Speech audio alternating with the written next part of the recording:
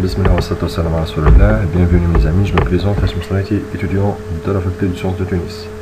Alors, dans les derniers tutos, nous avons vu les servlettes et aujourd'hui nous allons voir ce qu'on appelle les JSP. Ce sont quoi les JSP? Ce sont les Java Server Pages. Donc, je définis les Java Server Pages. Ce sont comme les servlettes, ils servent à créer du contenu web de manière dynamique. Les deux types de composants représentent à eux seuls un très fort pourcentage de contenu des applications web en général. Donc, je résume ce qu'on a vu dans les servlettes. Pour créer des servlettes consiste à construire des composants Java capables de produire du code HTML, comme nous avons vu. Donc, dans de nombreux cas, cela fonctionne sans problème. Toutefois, il n'est pas facile pour les personnes chargées de concevoir l'aspect visuel des pages web de manipuler du code Java. Donc, c'est la raison d'être de définir ce qu'on appelle les Java Server Pages, qui sont des documents de type texte concernant du code contenant du code HTML, ainsi que des scriptlets des expressions. Donc, ce sont des pages de pages d'architecture HTML qui contient du code Java. Les développeurs de JSP peuvent mélanger du contenu statique et du contenu dynamique. Ces pages étant basées sur du code HTML ou XML, mais HTML en général, peuvent être créées et manipulées par des personnes non techniques. Un développeur Java peut être en charge de la création de scriptlets ou des expressions ou d'autres choses du code Java. Alors, on doit avoir une structure d'une page HTML dont le designer ou celui qui code du HTML prend en charge les choses HTML, les scripts HTML. Ainsi, le développeur Java prend de coder en Java pour rendre la page plus dynamique.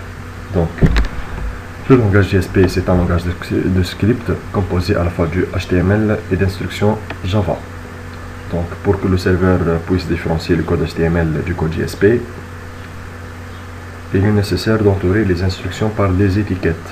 Nous allons voir ce sont quoi ces étiquettes-là. Donc, écrire un script JSP demande donc d'acquérir une bonne connaissance du HTML et d'apprendre à programmer en Java. Donc les deux à la fois. Donc le principe général du JSP, c'est l'utilisation du HTML classique pour la majorité de la page. Donc on a une structure HTML avec un ajout du code Java marqué par des balises spéciales.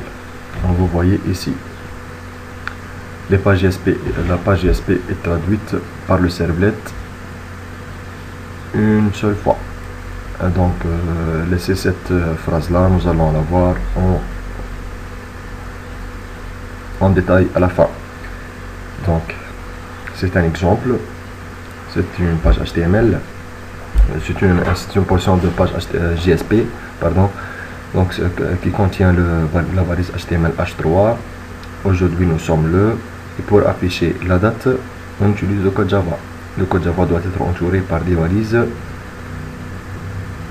ou, comme nous avons dit, par des étiquettes spéciaux.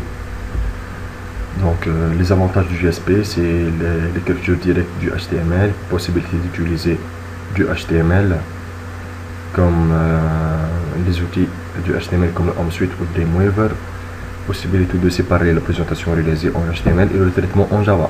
Donc le JSP combine le Java et le HTML. Donc c'est un exemple d'une page JSP. Donc un script JSP contient des balises HTML classiques et des balises JSP. Donc parmi ces balises JSP, on a 5 types de balises: de commentaires, de déclarations, de scriptlets, d'expressions et de directives. et on a aussi des variables prédéfinies. Nous allons voir ça maintenant en détail. Donc on commence avec les balises de commentaires. Pour écrire des commentaires en JSP, on met un signe d'une balise HTML avec un point d'exclamation relié à 2 tirets. Donc cette structure là est utilisée pour écrire les commentaires en JSP. Donc je passe ici les balises de commentaires cachées du JSP. Comme nous avons dit, ils ne se sont pas interprétés et pris en compte par l'interpréteur JSP. Par conséquent, les commentaires n'ont pas à être communiqués à l'internaute. Donc c'est évident. Donc on a un autre type de balise. Donc les commentaires, on met un commentaire comme ceci. Je passe à les balises de déclaration. Donc qu'on utilise pour déclarer des variables ou des choses comme ça. Donc on met un %, 2 tirés, et à la fin 2 tirés %.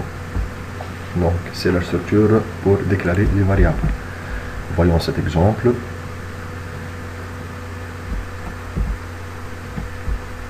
Les balises, ce type là, permet de commenter tout seulement le code JSP, les commentaires n'étant pas visibles sur le code source de la page HTML VisualCont. Donc je passe ici. Les pages JSP proposent, comme tout langage de programmation, la possibilité de les déclarer les variables. Donc pour déclarer des variables, on utilise cette structure. %, point d'exclamation, et ensuite je mets ça.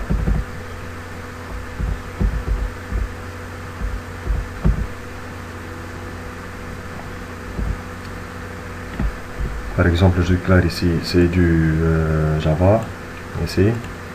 Donc je déclare du Java en utilisant le point d'exclamation, point d'exclamation, un tableau de string, aussi un tableau de string, une chaîne vide et un entier. Donc on passe maintenant aux balises de scriptlet.